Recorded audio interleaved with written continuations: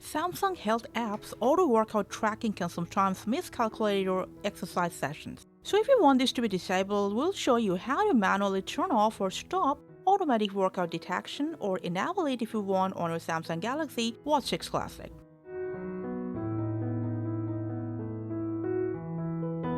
For that, swipe up your watch screen and enter Samsung Health app. Scroll down till the end to Settings. Keep scrolling down until you find Activities to Detect. Just tap on it. Here's your auto detect workout settings. If you want, you can just turn it off all the way. But if some of you just want to enable it, you can turn it on, and from this list of activities, just turn off and on the activities that you want to keep track of. And that's it. So that's how you can enable or disable automatic workout detection on your Samsung Galaxy Watch 6 Classic. Happy working out. Thanks for watching.